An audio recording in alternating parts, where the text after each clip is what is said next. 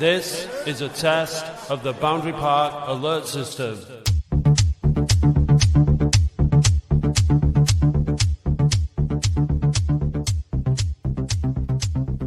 Hello and welcome to the Boundary Park alert system with me, Matt Dean. I've checked and double checked my microphone, so if it doesn't sound right, then it's haunted, like I said last week on Twitter. But hello, welcome, good morning, Andy. Morning, you all right? Yes, I'm all right. We lost an hour's sleep last night, didn't we?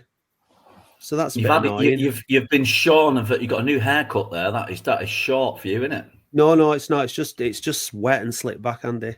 Oh, is it? That's all it is. Yeah. You just washed it, have you? It's yeah. Well, no, I've not had a shower yet, so I just sort of like, cold water. I need to wake up to talk about this shite again, sort of thing. So yeah, but on the plus side, the magnolia tree in Nora's garden is starting to look fantastic. We've got an extra hour tonight of sunlight, so it's one of my favorite times of year, spring.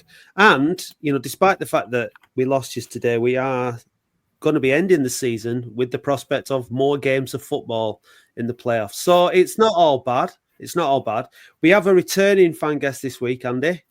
We do. So we'll do the updated set of questions then, if we can get those right.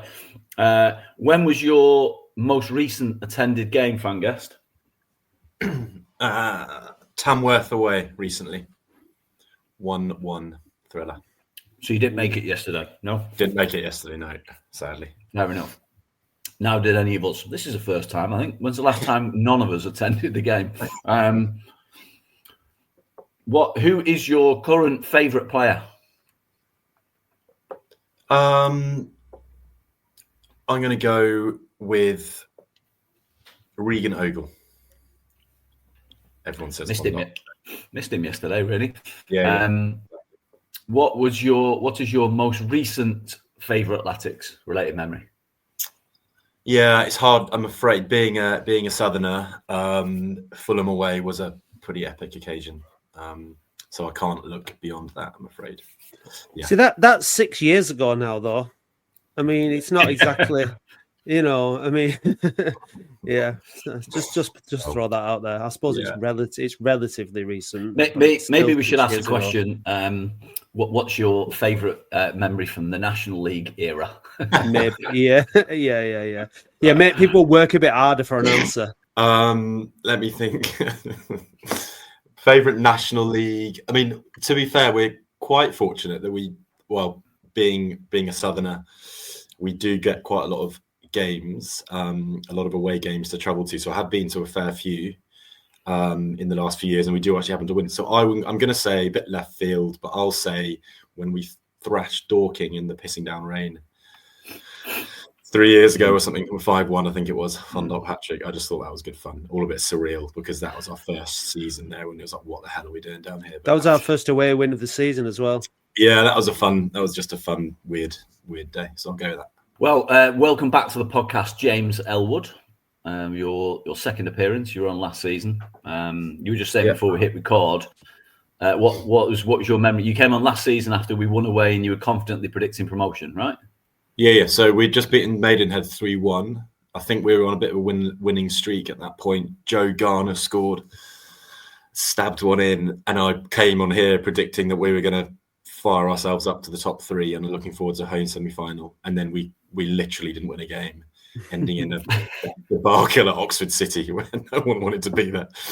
Oh, well, so, I'm absolutely delighted we've invited you back on at this time. Then. Yeah, history repeating. Yeah. No, it's all good. We'll be right. So, welcome back, James. So, we all watched the game yesterday, I guess. I managed to watch it in short with lots of other Latics fans. So it could have been good. It was busy. There was the potential for some good atmosphere and things like that had we won the game. Yeah. What did you make of yesterday, James? Yeah, it never got going, did it? It was stopped. I mean, the second half was marginally better than the first half. I thought we were right in the second half. I don't know why it wasn't a penalty. after about an hour, wasn't it? That's the big talking point, isn't it? I mean, it's kind of the only talking. There's not a lot else to go through. True. But I thought we were slightly better in the second half. Maybe a draw would have been the fair result over the course of the game. We definitely should have had a penalty. But apart from that, it was park it and move on, I say. Yeah, that's the problem sometimes when we come on the podcast like this. There's I mean, how much can we say that we've not said already? I thought, yesterday was I thought it was disappointing personally. Brad Knowles tweeted this morning, I presume it's true, I haven't no evidence to back it up, but he said that Southend have not kept a clean sheet in 12 games, and we just didn't look like scoring. Did we test the keeper? Did he have a proper save to make? I don't recall him actually having a proper save to make. It's just this lack of chances that we're creating. I mean, it's all very well. Listen, I want to listen to Mickey Mellon because I've heard some people, not being particularly happy with it, and I haven't seen it yet. So I think it might be good. Let's kick off with that and see what Mickey made of it. And take it from there, I think. Mickey, it's ended in defeat tonight. How do you reflect on the 90 minutes? First half, we spoke about the game, and we spoke about how we believed that they were going to react to getting beat during the week and what their situation was, and we just didn't heed the warning and just didn't come out the traps quick enough. We spoke about it, and there was enough experience in there to sort of understand that was what needed to happen. And we get away, from our point of view, a poor goal from a breakaway, and then we can be a wee bit more aggressive in dealing with the save that the goalkeeper makes.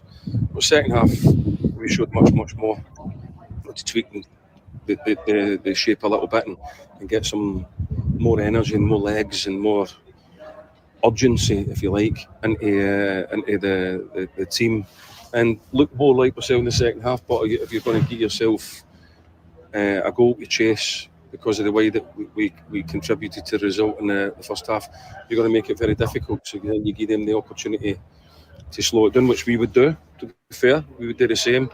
But in the second half, we were a lot better and played with a lot more urgency and the types of performances and running and, like I say, urgency that's needed at this time of the season. What was it in particular you looked to change at half-time? We just wanted to get some legs on. We just wanted to get people had to get closer to people. We had to win more knockdowns. We had to win more loose ball. I mean, we had to be better with it. And then when we did get it, we had to run and go and support it. We didn't do that anywhere near enough in the first half. We didn't win enough first headers. There's 6 games to go. You've got to make sure that's how you play. A strong claim for a penalty when the ball was played in for the right from Caprice went to contest it. What was your view on it? I haven't seen it back, but everybody's told me that it is. So everybody's told me it's a penalty. And then when you see the Jordan Rossiter handball here near the touchline, when he does the same, his hands are away from his body, and she gives a foul for that. Why can't she give a penalty for that? You would need to ask her that. And then why is it only 4 minutes at the end? I don't understand that either. I don't want it to sound like sour grapes. We didn't do enough in the first half. We were better in the second half, got ourselves into some better situations in the second half. Put the more urgency that's going to be needed in these types of games that we're going to face now. We'll learn from it. We spoke about it there, and we'll go out, hopefully the next time, understanding the tempo that's needed, the focus that's needed, the fight that's needed at this time of the season. No Tom Peck tonight. Where was he? He's at home. His wife's about to have a baby at any moment. We don't know if she's getting induced. We don't know, but it's at any moment. So at the end of the day, that's real life stuff, and we believed that we had enough to cover Tom anyway. So it's important that he's with his wife. How's James Norwood after he went off? He's tweaked his hamstring, so we'll see how that is as we travel abroad. Thanks for your time. Thank you, Al. Right, I'll tell you what my problem is with that, right? Now, we try very hard on this podcast to be balanced and not to pick on people and things unnecessarily. But from what he said there, it doesn't make sense. What he said was they got beat 3-0 during the week, and what they wanted to do was get at them from the beginning. So what did he do? He played Dan Gardner, right, who's never going to get at him because he's like 30 whatever and full of injuries. He says that we played a lot better in the second half because we brought the legs on. So if you want to start on the front foot against a team that's just lost 3-0 at Boston and you want energy and you want the performance you got in the second half, you start with the players that you brought on in the second half, in the first half, and you use your experienced players to show the game up once you've gone ahead in the second half. There's no logic. Now, he said he'll learn from it, but what does that needs to mean that he's going to take, he's going to do what I've just said in future, because what he just said then made no sense. It's like he's got it completely the wrong way around. He's got to start with the young players with the energy. I thought Jorgen Nathan did really well when he came on, scored the equaliser against Rochdale, and he starts him on the bench. We've got Gardner, Conlon, and Rossiter, who are all just too similar in terms of they've not got enough energy and enough zip about them. And that is, we don't need any more experience on that pitch. We need legs and enthusiasm and running. And to say that we're going to start the game in a certain way, but then pick the wrong personnel completely to do it, just seems a bit naive from Mickey Mellon. I don't like using that word because he's not naive. He's been around the block far more times than us, and he knows. He should know what he's doing. And I just find it, to bring on players that don't create chances, enough chances, don't run at players, and don't bring you what you want. It just seems a bit silly to me. Why didn't he start with the younger players? Why didn't he get at them from the first whistle, get them on the back foot, get an early goal, turn the crowd, all that stuff? It's frustrating. Does anyone do you agree with that? Have I got the wrong end of the stick or what? I think that first half performance, it was insipid. It was Southend all over again, wasn't it? It's Southend all over again. Yeah, it was absolutely rubbish to watch. There was no energy, no urgency about it. We're just pedestrian. And the points you raise are fair. We've got a litany of 30-odd-year-old players that have carried multiple injuries, and it shows at times. I think the only thing, if I try and offer a bit of counterbalance to it for a minute, the only counterbalance I could offer to the argument you put forward is when those players walk across that white line and start the game, it's on them to get. If Mickey Mellon has talked to them at length, numerous times, he says, about the fact that he expects Southend to come out of the blocks fast because they've been dealt a heavy defeat in the week, then the players have got to take the responsibility for doing that. And that's fair. That's fair, Andy. But then you've got to say that you've got to give the players that have the most likely to do it, to deliver it, the game time, haven't you? You've got to put on younger players that have got more energy. You've got to put on Jez, who's going to run at them. You've got to put on Jorgen Nathan, who's going to cover more ground, and rather than picking Gardner to play alongside Conlon. We didn't win. We didn't win a header. There was in that first half, there were at least 3 or 4 balls into our box, and we barely challenged for them. There's 3 headers for Southend players. Nobody was bothered. That the players were not putting their bodies on the line to try and force the game and try and get on top of Southend and try and control it. Yeah. It was just lackadaisical, lazy. That didn't work, Andy, because their goal came from Caprice being out of position as a wing back, too far up the pitch. It was Hobson was exposed, and then Rossiter tried to come flying in, and he dived in when he should have stayed on his feet, and the keeper parried it, and maybe he could have put it over the bar or somewhere else, and Kitchen was wrong side of the defender. So there was loads of things that you could say about their goal, but the fact, we were set up wrong. If that was their threat down that side like that, I don't know. I don't watch Southend enough to know what their threats are, but he went 4-4-2 in the second half, and he went with wingers, didn't he? He put Jez on the right hand side. He pushed Leek up onto the left hand side, and it was better in the second half. So I just don't understand why, if he thinks that that's going to make a difference in the second half, why not do it from the start? We're still not able to go to a game and say and set up to win that game. It's just kind of like we have to start really badly to then make the changes, as opposed to looking, as he looked at Southend and said, right, okay, this is the way we're going to set up and we're going to beat them by playing this way. We have to enjoy going a goal behind, playing absolutely shite for 45 minutes, and then let's not make any bones about it, improving slightly but still creating nothing. So it's frustrating because we're coming to the business end of an important season, and we don't look like we're going to be able to score enough goals, and it looks like Mellon's plan is to just try not to concede, and that's what's going to get us through, and that's all well and good. Like James, we've got to concede as few as possible. We've got to start scoring, and we know we're getting injured again. James, what do you think? Do you think we've got enough firepower to get us to Wembley, or what?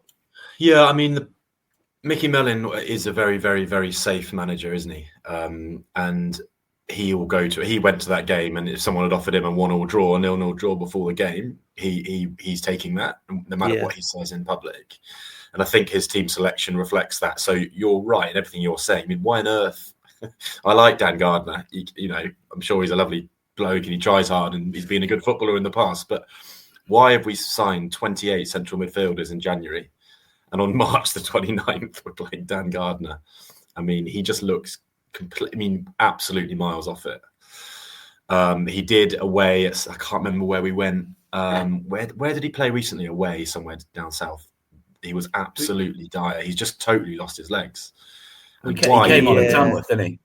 Wasn't it Dagenham and Redbridge? Yeah, I think he randomly played again, and he was absolutely he was awful. Didn't even look like a professional footballer. Oh, it was Eastleigh away. Eastleigh, yeah, it was Eastleigh, and he got dragged, I think, after an hour. But so yeah, I mean, he's got to, without calling Dan. I mean, you don't want to spend the whole podcast talking about Dan Gardner. It's not really fair on him, but he's got to explain that. But yeah, he's just a very, very safe manager. So the problem is with going to every relatively tough game and trying to draw is that once you go 1-0 down, you're sort of screwed because you haven't got any. You're not really trying to score, if that makes sense. And to be fair to him, at half time, I guess he admitted he got it wrong. He dragged off Gardner. He changed the formation and things were a bit better. But like you say, it's sort of a bit. You should have known that at the beginning of the game. You should know that if you want to put teams on the back foot at home, and you've got to have players that are going to be prepared to run at and give you energy. And Rossiter, Conlon, and Gardner, they're just too similar. I think Rossiter, Conlon, and Pett are too similar as in terms of their physicality and their. What's happened to Joe Pritchard? He's injured, isn't he? Yes, because again, he gives you something a bit different. He'll run at players like Lundstrom gives you something a bit different. He'll run at players. He didn't feature yesterday. I think Jorgen Nathan. Pardon? Lundstrom not picked, or was he injured? Well, he was injured, wasn't he? And then he was on the bench last week, and then he wasn't on the bench this week, I think. So I'm not quite sure what the story is there with Josh, but for me, it's kind of like. Experience is really important at this stage of the season. There's no doubt about that. I think a lot of the experience that's important is about being in and around the squad as much as anything. It's not just about being in the team. You need the characters. You need the people who've been there and done it before. We've got that, but you need legs on a football pitch. And we it's like yesterday. It was the same situation that happened against Rochdale, where they had a corner. We had a corner, and then next thing you know, they're up in our box. Like nearly scoring. They've got another sort of overload on, and they ballsed it up yesterday, like Rochdale did. We don't break. We don't burst down the other end of the field, do it? Because we haven't got the legs to do it. We haven't got the personnel to do it. If it's on Jake Caprice, if anyone, and nobody else can catch up with him if he does go, because we haven't got the run. So we need. Jezzy's not the finished article. It's not perfect. I thought he did quite well when he came on yesterday. He did all right, and.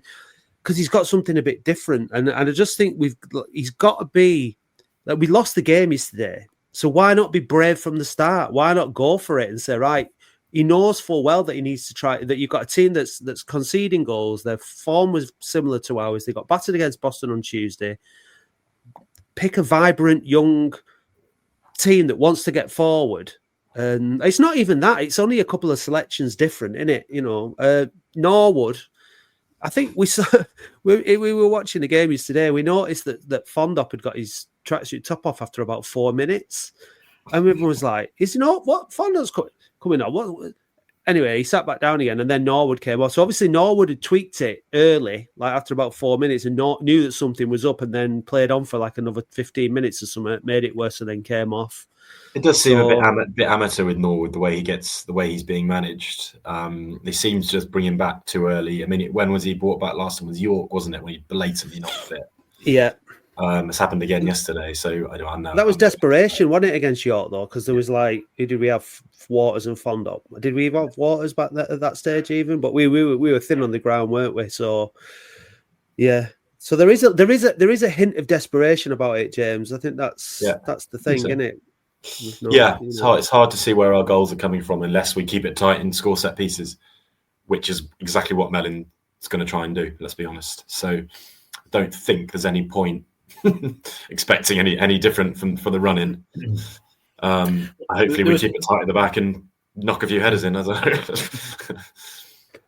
Yeah, he's going to be. I'm kind of resigned to the fact that between now and the end of the season, the next 6 league games, it's just going to be a perpetual difficult watch. And I've never really thought anything else. I've been resigned to it for ages. We're just going to. Out of these 6 games, I expect us to win a couple, draw a couple. Yeah, couple could go either way, and we'll gather enough points to be between 4th and 7th. I've no idea which position we'll finish in. We'll finish in one of them, I think. I woke up on yesterday morning with a blazing hangover, but also with that football fan optimism that Forest Green would somehow lose or drop points at home to Solihull, and then we'd go and nick a result at Southend, and before you know it, we're with Forest Green to play. We've got all that 3rd place to potentially look forward to, but that was over in a. Well, I mean, but the thing is, in these next 6 games, you just don't know what will happen. Forest Green could lose 4 of them, and we could win 4 of them, and then you end up potentially hauling that back. It's going to be more difficult now because they've in effect got a 10-point lead. They've 9 points in front, but their goal difference is so much better. It's worth a point at this stage. So we're going to have to haul in 4 games. The chances of that now are incredibly slim, but. Because of the way this league is and the way results happen, you just don't know. And there'll be, this is the kind of point, between now and the end of the year, we'll have a couple of good weeks and people will be eulogizing. Like last week, after a couple of home wins, everyone's eulogizing again. Oh, it's great. Everyone else gets beat. We're winning. It's fine. And I don't think it's fine. And then we get beat yesterday and it's all doom and gloom. And I don't think it's all doom and gloom. I just think it's somewhere in between. And it's not going to be pretty to watch. None of Mellon's teams are not pretty to watch. Tranmere to tell you that. We've seen it enough now. They're not pretty to watch. He plays a relatively difficult, turgid style of football that, if it gets results, is passable. And when it doesn't get results, it's absolutely awful to look at. And that was yesterday. It looked really, really bad. So we're going to finish 4th to 7th, and then you just don't know. I have to say, I don't feel particularly confident that we've got a good chance of going up, because we're going to have to win 2 games to get to Wembley. I'm not even sure we'll be able to do that. And if we get to Wembley and face York look quite a bit better than we do. They played us off the park at Boundary Park.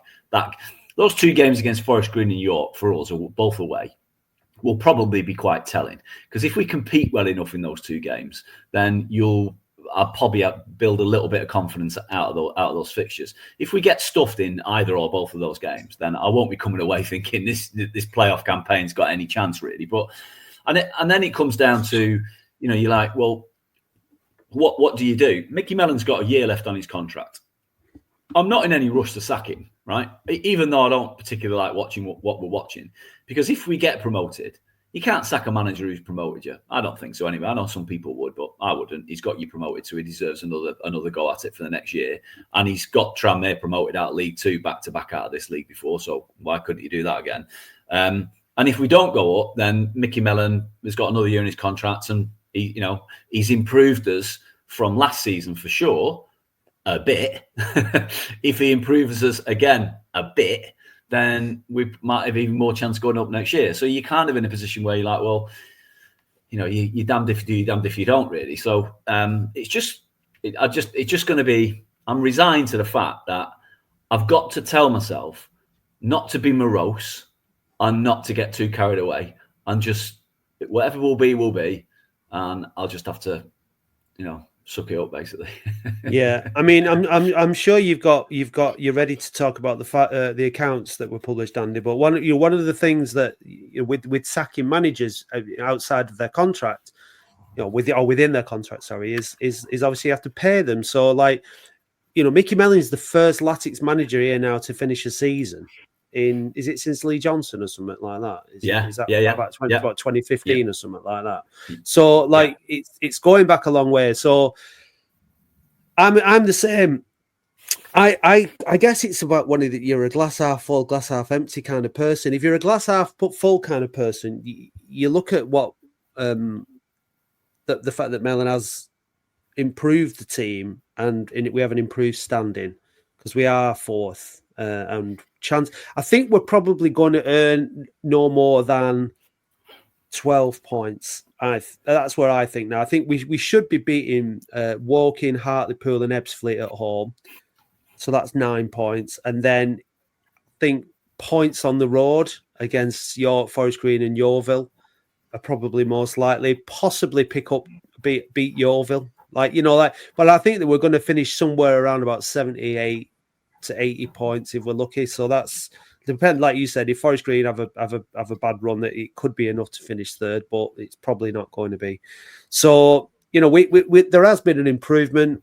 There's no doubt about that. Some of the players that he signed are obviously really good signings to build next season's team around. So I think you've got to have faith if you're a glass half full type of person that the improvements next season will be sufficient to mount another. I'm assuming we don't go up another good go at it next season, and having that stability within the club is a good thing. Now, if it doesn't work next season, the end of the contract, you can start thinking, right, the board can say to themselves next season, they can make their mind up, regardless, we'll give them the contract, we'll see it out, and then we'll prepare for what comes afterwards. And I think that gives you a bit more time to put things in place.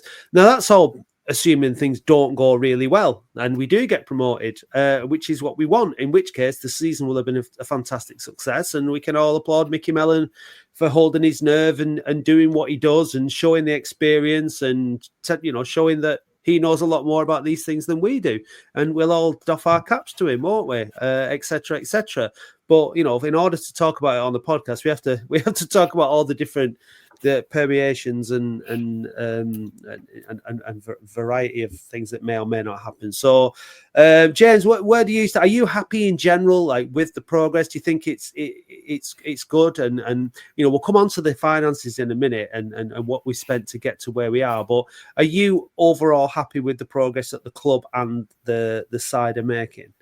Yeah, I am. I think that Mickey Mellon plays a certain style of football, and he's not going to change that. You've also got to remember that we're in the non-league, and he's a non-league manager. If he had the ability to play fast-flowing football on the ground, he wouldn't be managing in the National League. Do you know what I mean? I think there's sort of you're shaking your hand, Andy, but I do think that a bit of realism needs to be applied in terms of, we're fourth in the league. I think that's great, and I think we do have a decent chance of going up. In terms of whether he stays next year, I would definitely keep him. I know there's a lot of people who don't agree with that, but I certainly think you can't have the conversation now. My overall feeling is just completely to park it. He is going to be our manager till the last minute of our last game of the season, whenever that is. So our duty is to completely get behind, encourage all that stuff, and then you have a reasoned debate once the emotion of the season has passed. So that's where I sit. Yeah. I think there's we had this conversation on which fan guest, I think Paddy was on a few weeks ago. I think when they get to the summer and this season is done and dusted, whatever the outcome, whatever the result, I think it's fair and reasonable for the club and Mickey Mellon to sit down, coaching staff, management team, board, and have a review of what everyone thought about it, and then that's where you can say some home truths basically.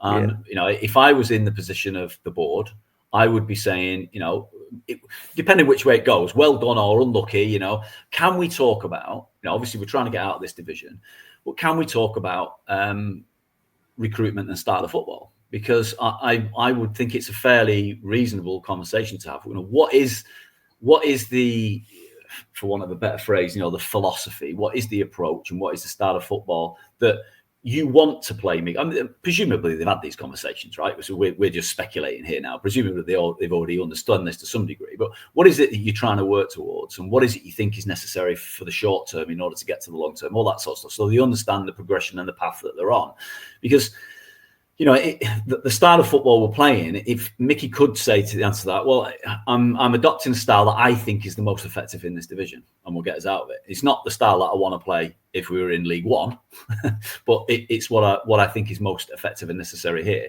And he may well have those views, but it is pretty turgid to watch. When you say, James, the bit I sort of shook my head a little bit at was when you're saying it's non-league, and if he could play passing, flowing football, then he would, and he can't because he hasn't got the assets. You're like, well, there's plenty of teams that we play this season who just ping the ball around on the floor, and you're watching them thinking, well, there's teams in our league that are doing it. I mean, I don't want to see the ridiculous Man City ticky-tacky passing it out from the keeper and giving it away. I don't want all that nonsense, but I would like the ball on the floor a bit more. Because we often just go to that big diagonal, and therefore, what players is you recruiting to fit that sort of style? I guess Pett and Conlon have made a bit of a difference when they've been in the team together. They have got the ball on the floor a bit more, and Pett especially is a bit more tidy. But we just don't seem to be able to do that for long periods. I have to say, James, we talk about Norwood, like he's trying to get him in the team because he's probably the best finisher and the most likely person to score goals, and I kind of understand that, but he's absolutely knackered now, and he's in the category of Dan Gardner. He's made of balsa wood. He keeps snapping at every occasion. You can't trust him. No, I don't mean trust him. He can't. Trust he can't trust his body. He can't trust his body. He can't trust his own body, unfortunately. Correct. Yeah. So we're going to have to say goodbye to him at the end of the season, because there's absolutely no point retaining a player on that set of wages. And so Mike Fonnop came on, and I thought Mike Fonnop did pretty well yesterday. He did. In that second half, he played a fantastic through ball right to the feet of Kean Harrop. Yeah. And had he controlled that, he was literally in one-on-one. It was a really poor first touch. Yeah, it was absolutely dreadful first touch. Now, it's on those sort of small occasions where you're like, if that was Ollie Pearce or Reagan Linney, they'd have taken that under control instantly. Bang, goal. Either of them, because those two are in our league, much better. And you assume that someone like a Norwood 9 times out of 10 would also control that ball in that position, just not fit enough. And so we're just in the position where we just don't have the assets always to trust them to do the right thing. And I tell you what Fondop does, Andy, and that he did yesterday that was really noticeable when he came on. When he comes on in that position like that, he there was more space in and around in that middle of the park. He comes in and he disrupts, he covers more ground, he kind of pulls people around, and he created a bit more space in the middle. And then the Norwood does, because Norwood's, he's always looking to make the runs, and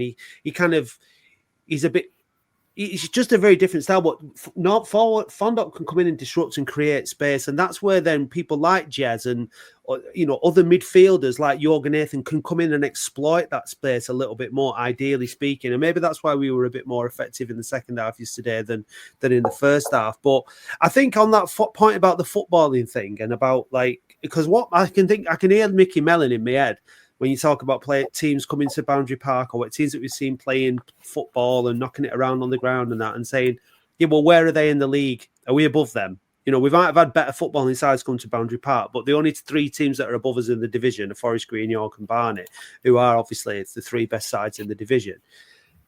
But we're above a lot of the teams that we've seen come in and play pretty football. Pretty football doesn't guarantee wins and doesn't guarantee where you finish in the table. What I think so effective football, winning football is important.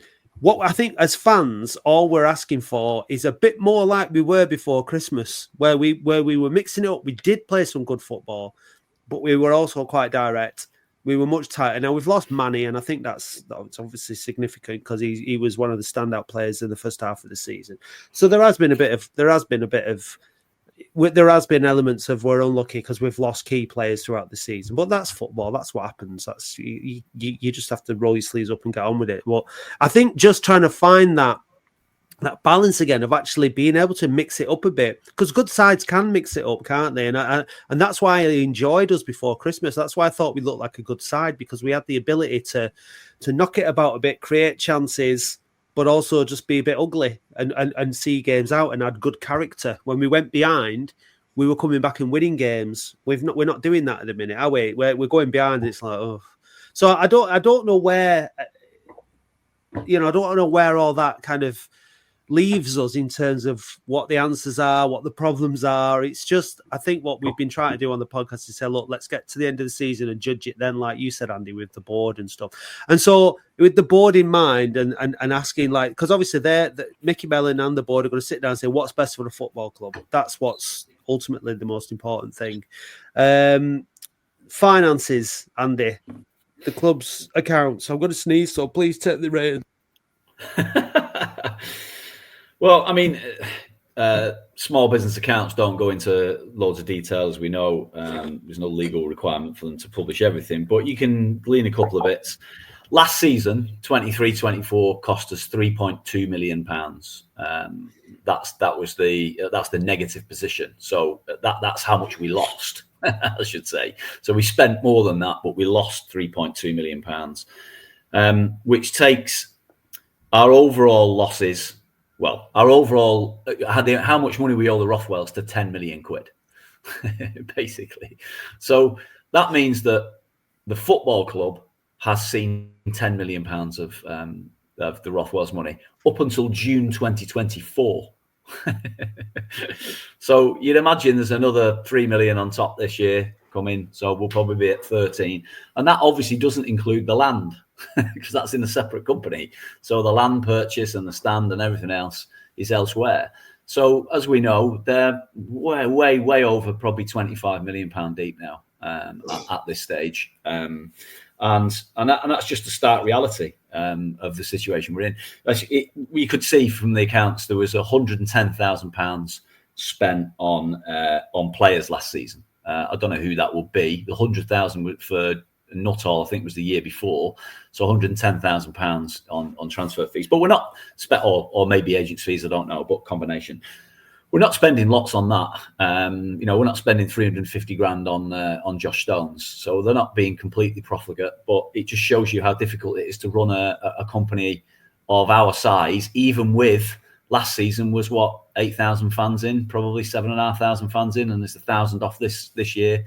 So it's just really, really difficult, and it shows you how much money they've got to keep putting in just to make us stand still. And that's, I think, is the constant nagging worry for me. I don't feel at any stage that the Rothwells are likely to do what Abdallah would have done, which is just pull up the drawbridge or not really be able to fund what he's doing. That they can fund it and they are prepared to do it, and presumably will be prepared to do it for a little time yet. But there will have to come a day where they say, quite rightly, enough is enough, we can't continue to do this. And that leads us on to Sports Town, which we introduced 2 weeks ago when was announced on the day the podcast came out.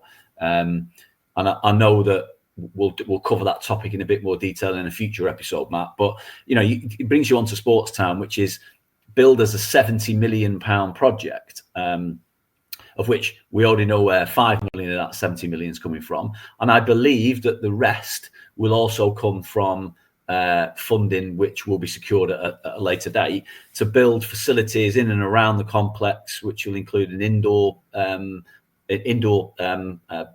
arena at the back, with some seating arrangements in there, and netball facilities, a cricket facility, little Wembley will get redone, the school and university in the stand will get complete.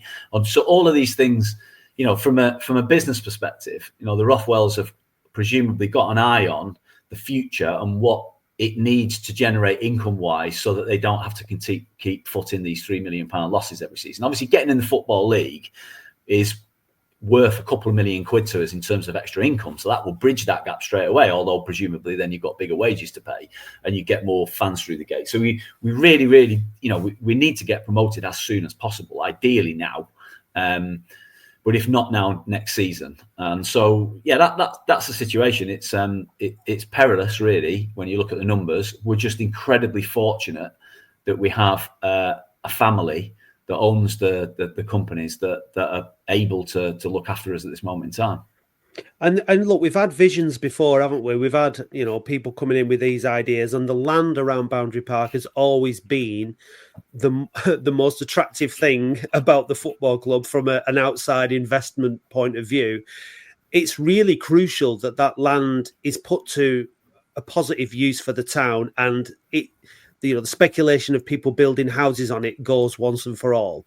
And I think that the Sports Town project, the way I look at it, I feel like we've got the kind of people in charge of the club now and who own the land who are actually able to deliver it, whereas in the past we've never had that. And so that's, it's a really exciting project. I mean, Oldham having something which is it becomes known for, regionally and nationally is fantastic. And we need to, obviously that ties in the sporting excellence and ties in with, having better homegrown talent, which feeds into the academy, which feeds into future transfer fees. So it's very much a long-term project, and it's one that is obviously potentially really, really good for the town. Short term, I think it just comes back to, we've got one family putting the money in. I think it's still just down to the rest of us as well to just turn up, spend our money, make a sacrifice. Yeah, okay, the football might be shite to watch, but buy your season ticket next season. Don't be like, oh shit, I'm not going. I can understand that point of view. And if you're desperate, if you need to choose between, the electricity bill and your season ticket, I'm not saying you have to sacrifice, put on extra jumpers and buy your season ticket. For those people who can afford it, we've got to keep putting our money into the football club as a fan base and try as much as we can to support what the club are doing, even if we don't agree with the selection of the manager. James, what do you make of the Sports Town project, and how worried / optimistic are you about the short-term future of the club? Yeah, I mean, just as a point of difference, I mentioned to you lads on the call, I actually went to Forest Green yesterday. I live in Cheltenham. I went to Forest Green, Solihull. Forest Green, apart from the game, was absolutely dire, and I don't think we got too much to worry about when it regards to Forest Green. But off the pitch wise, there were 1,600 people there. Yeah, I saw it on the stream yesterday morning, and it was really empty. It was bizarre. I mean, they're third in the league. They're theoretically a good side, and they've got a really good chance of getting back. But so 1,600 people, 111 from Solihull. Stood there not doing anything. I mean, and it was just an absolutely dead atmosphere. So in the regards, in terms of a comparison, I mean, our football club is just poles apart from 100%. Barnet, Forest Green, Solid. I mean, all these clubs. So I really think that we do need to, make the most of that. But it was a really interesting comparison yesterday, and I don't know how if they don't go up, I don't know how the hell they don't know where their income comes from. Well, they've got Delvins. They've got Delvins. They've got Delvins. Yeah. There's a few clubs up. York have got the Ugglers. I think Barnet have got some money behind them as well. I don't know exactly how much, but I think so they've got people to sustain it. But yeah, the potential for those clubs is somewhat capped and limited with the income that they can generate, whereas ours has just got a little bit more wriggle room beyond that. If we can get into the Football League, then you'd say the opportunities for us to move on a little bit will be greater than the smaller clubs that we're currently competing with. But that's why I keep sort of checking myself. It's very easy to get frustrated. I mean, I was frustrated watching that first half yesterday. I've got my two lads are watching it with me because 5:30 kickoff's difficult for me to get to Southend and back with a 5-year-old whose bedtime is way before I'd get back. So we decided to watch it on the telly.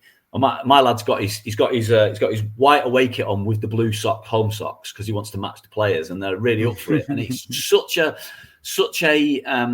such a deflating experience to watch, and it's not gripping my kids. My kids are then playing board games because they're just like, we're 1-0 down. It's absolutely turgid, and they're not into it. And I'm trying to get them hooked on it, so they want to do it, and they're excited to watch it when it goes on. And had we started well, they'd be in. So I get the frustration on the terrace, and I get I'm frustrated with it as well. But I just try to remind myself of the bigger picture all the time, which is we could still. You could see us getting into finishing 4th or 5th, having a home game against a relatively poor side, winning it 1-0, going away to Forest Green, winning that 1-0, and then find yourself at Wembley with 90 minutes to go to get promoted. And that's how tight and close this is. So screaming my displeasure at this moment in time just doesn't seems fruitless. You just got to wait and see what happens, and then. In a cold light of day in the summer, when you can have a genuine, unemotional think about it and a chat about what to do, then you come to some better conclusions at that point. Because I think what you were saying, Andy, about players, though, I think because I was just thinking that about next season. So let's just say that we don't go up because, odds are, with the playoffs, that you don't. Unfortunately, someone's going to have to win it, but we might not. But then, in terms of the statement of intent for next season, we know that we're going to offload. I can't wait to do the squad pod this season. I really need to. I need to know who's definitely going to be gone. That's going to be a long episode.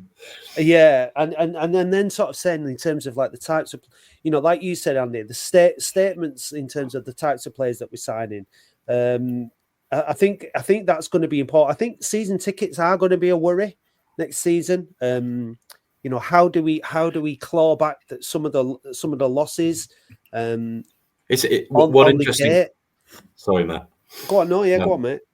One interesting thing that I would really, and it's like anything in terms of any fan base, the unhappy ones are the loudest, right? So it can warp what percentage of anti-Mellon and everything's awful it is. So it feels like it's about 50%, but in reality, it's probably more like 10 or 20. So it'd be interesting to see what that is, because you raise a good point. That say, for instance, we finish 6th or 5th, and then we whimper out in the semi-finals 2-0 to Altrincham or something. If the board then decide, right, great, we've improved, we got in the playoffs, we finished 6th, Mellon's going to stay, he's going to see out his contract, I would be I think, from what I can tell me, and you boys will be able to say more, but I think there'll be a lot of fan unrest about that. I could be wrong. And I do think that will affect season ticket sales. And then when you start a season with a percentage of unhappy fans, it doesn't take long. It doesn't take long before things start to go toxic. So although I would like to see Mellon stay, as long as we do get in the playoffs, my worry is the amount of fans who would be anti that, and then the repercussions of that. So, I think if it was me, if I was on the board, what I'd be going all out to do is for the start of next season, and I'd want it early. Sign 2 good strikers, 2 strikers that are going to excite the fans. Offload Nuttall, Willoughby, Reed, Norwood, Garner. We've got Fondop, we've got Waters. They're under contracts. That's it. Oh, sorry, Harrott as well. Yeah, and I'd be wanting to you need to sign at least 1 striker who is the right side of 30, who is you're going to say, yeah, he's going to bag us 20 goals, 25 goals next season. We desperately need that, because we've again, until we do the squad pod, I won't know exactly who's under contract and who isn't, but in terms of the midfielders and things like that, and defenders, we know that on our day we've got a really good solid defence with Charlie Raglan, Manny Month, Regan Ogle. Leak I don't think will be here next season, but Hobson, I'm not sure if he's still under contract or whatever, but Hobson, Raglan, contracts are up. So you may not see either of them next year. Yeah, so it's going to be interesting. So we need to get the best players the players that we want to stay need to be signed up ASAP. Well, you can't. I don't think you can. This is the dilemma for the club. Is you can't. So take I agree with you on all those strikers. You let all those strikers go. And Mike Fondop. Obviously, I'm not his biggest fan, but he's earned the right to a contract renegotiation for next season. Absolutely. He's our player of the season. So he's earned the right. Now, if we're in National League and you can agree terms with Mike Fondop, then, I guess he has a role to play. In League Two, though, maybe not. And so I don't know, but and that's what you get to with a few players. Probably there are a few. It's a different conversation, isn't it? Altogether, like we need a different caliber of player, but we're also a different proposition, aren't we? I think Oldham in League Two than Oldham in the National League. That's the other thing. So you take Mark Kitchen's another one. We're doing the squad pod now, but Mark Kitchen, like if you're in National League, you probably keep him. If you're in League Two, I probably wouldn't. So it's you've got all that to think about. But so you take a Regan Linney, for example. Regan Linney's almost certainly, I thought, end of his contract, altering the end of the season, going to be in the Football League next year. He's 28, 9, something like that. So he's going to want to have a couple of years in the Football League. Well, if we don't go up, he's not coming to us. If we do go up, then maybe he would consider us. And you've got all those sorts of things to consider. The thing that's sort of is frustrating is Ollie Pearce was at Worthing in National League South last year, wasn't he? And he came north to York, so he didn't want to necessarily stay down south. It's like there are players to be scouted and picked up, but we don't seem to do a lot of that, do we? So well, we went for Willoughby. He was supposed to be that, wasn't he? The National League North striker, and that didn't go well. Obviously, we got it wrong, didn't we? We picked the wrong one. But that's the thing. That's the kind of business that needs to be done in the summer. And I think in terms of the season ticket sales, it needs to be done early. They need to be trying. And look, we know that they were trying to sign a striker for months. It's not always easy. Hopefully, over the summer, it's going to be a little bit easier and I'm sure that the recruitment team are looking at who we want to sign right now, and maybe some of those conversations are being had with agents. But I think it is important that there are really early signs to be optimistic and get people signed up for season tickets as soon as possible. I mean, I'll be renewing mine anyway, but and there'll be a big significant chunk of the fan base that will be, but a lot of that goodwill and excitement from other fans, seems to be waning, doesn't it? From and obviously you're always going to have a sort of hardcore, I guess, but it's not easy in the National League to get excited, is it? I mean, like switching the TV on. You said about your boys and that. I mean, yesterday was a bit different at Southend because there is actually a crowd at Southend, but sometimes you're flicking through during the week and you've like Altrincham. I hate watching Altrincham at Altrincham. It's so depressing with that crappy little ground with no one in it. Forest Green. You're flicking through thinking, oh God, how am I going to get excited? There's no crowd, there's no atmosphere. And, maybe I'm just not a football purist, maybe really, but like there's as a spectacle, like it's one thing being there, but as a spectacle on TV, it's pretty grim. And obviously we're not advocates of football on TV, but the sooner we get out of this bloody division, the better. It is a bit depressing. And you haven't got, if you talk about next year, who's coming down? Morecambe and Carlisle, it looks like, doesn't it? So looks like it, yeah. You're not immediately thinking one of those two is going to walk the league, are you? But then again, you probably wouldn't have said Barnet would.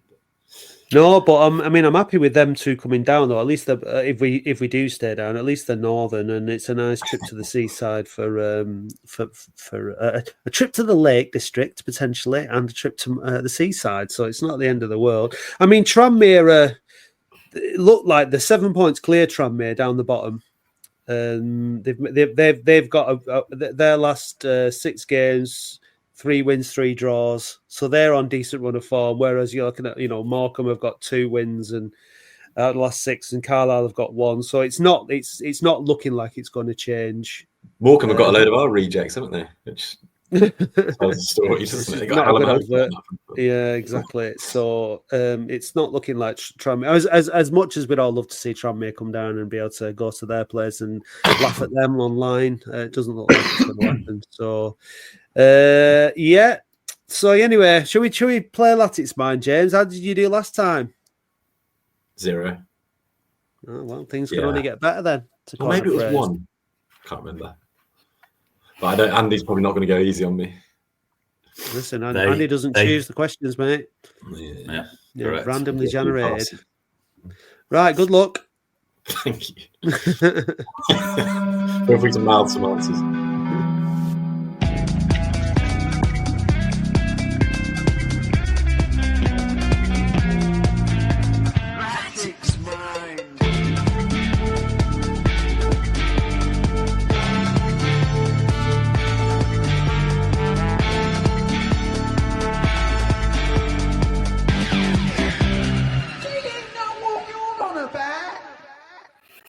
Which former Scotland international became player coach at Latics in 1984 and he played on until 1991?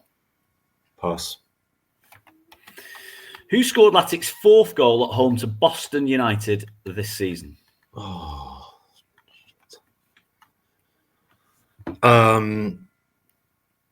Was it Kay or was it Norwood? James Norwood. It was Mike Fondop. Which former Tottenham and Colchester winger made 20 appearances for Latics in 2015-16? No idea. Sorry. Pass. Pass. Which left-back did Latics sign on a half-season loan from Chelsea in 2007? I don't know. Sorry. Pass. Pass. Which fullback played in all 52 games of Latics' 1990-91 title-winning season? Fullback. Dennis Irwin. He went the year before. Andy Barlow.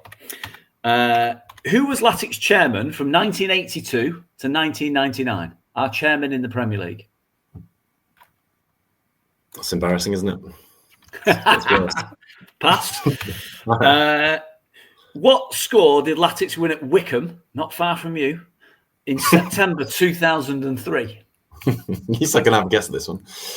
3-0 to Oldham. It was 5-2.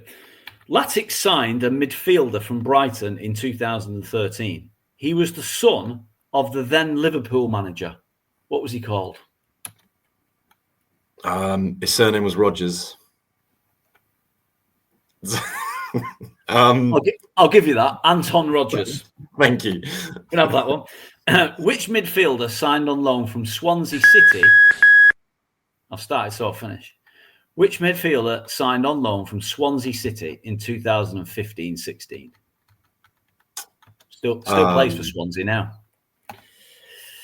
Oh God. Still plays for Swansea now. Yeah. Jesus, that's annoying. Played about 300 games in the Championship since. He was absolutely rubbish for us. It's not Leon Britton because he's about 45. But no, I don't know. Sorry. We'll pass that one. Right. Matt, you've got loads to have a crack at here, mate. Yeah. Loads of passes. Right. Which former Scotland international became player coach at Latics in 1984 and played until 1991? Willie Donachie. Correct. Which former Tottenham and Colchester winger made 20 appearances in 2015-16? Yeah, this is annoying, this one, because I feel like I know this one, but you will know him. Yeah, but I can't. Tottenham and Colchester in when 2015. Yeah. No, I can't remember. Mark Yates. Which left back did Latics sign on a half-season loan from Chelsea in 2007? He became an England international. Yeah, it's Ryan Bertrand, isn't it? Ryan Bertrand, correct. Yeah. Who was Latics chairman from 1982 to 99, Matt? Bit of a gimme, Ian Scott. Ian Scott.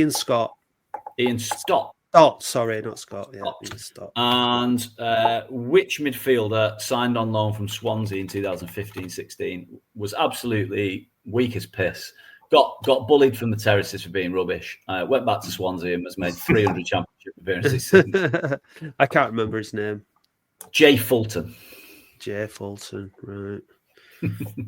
Right. Yeah, I did all right then, though, because I got Andy Barlow as well. And I think I got a couple of others. So I did all right. I didn't do too badly.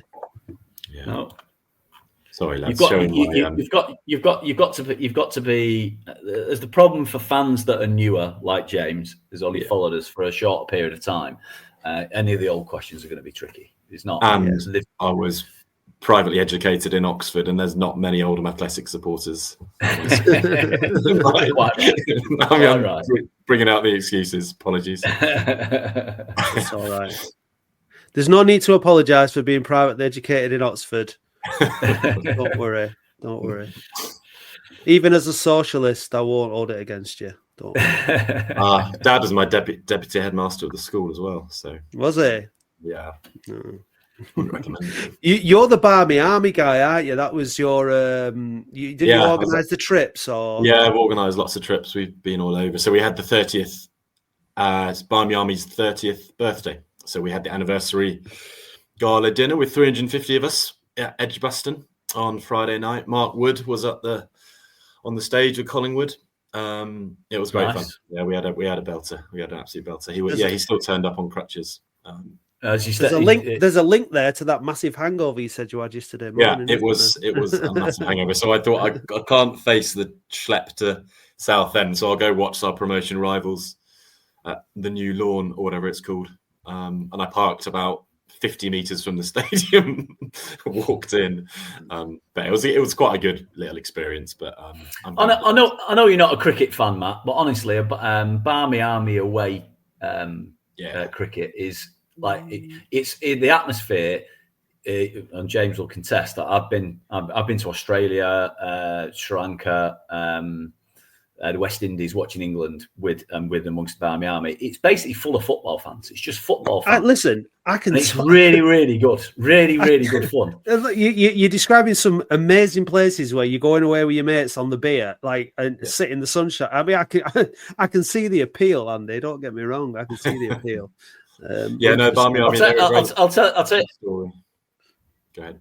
Yeah, it's good. I'll tell you a quick story. So I'm at the Sydney Cricket Ground, right, for an Ashes test, and I've got St George's Cross with Droylsden on the front of it, a Latics badge, and a red rose of Lancashire, right, and you tie them all up, as you see when England play cricket away, it's just full of St George's Cross. I'm tying it up, and there's this massive, big, huge fella, bald head, Cockney accent at the other end, going, "All right, mate, do you want me to tie that up?" And he's getting hold of it, and he turns over and looks at it. He went, "Oldham, fuck off!" And I was like, "What's the matter with you?" And he was a West Ham fan who was at 6-0. He's like, "I ain't tying that up." So it's just really good banter the whole day between different football fans. It's really good fun. There's never any trouble. It's that's not part of the ethos. They're very loyal. It's all about just unconditional support and all mutual respect and all that kind of thing. So I really like the ethos of it. I think we should turn this podcast into talking about cricket. Yeah, I could. I mean, if we ever need to lose like significant numbers of followers at a rapid rate, we'll do that. Yeah. But listen, I can't talk about cricket. I don't know anything about it. I'd be absolutely stumped.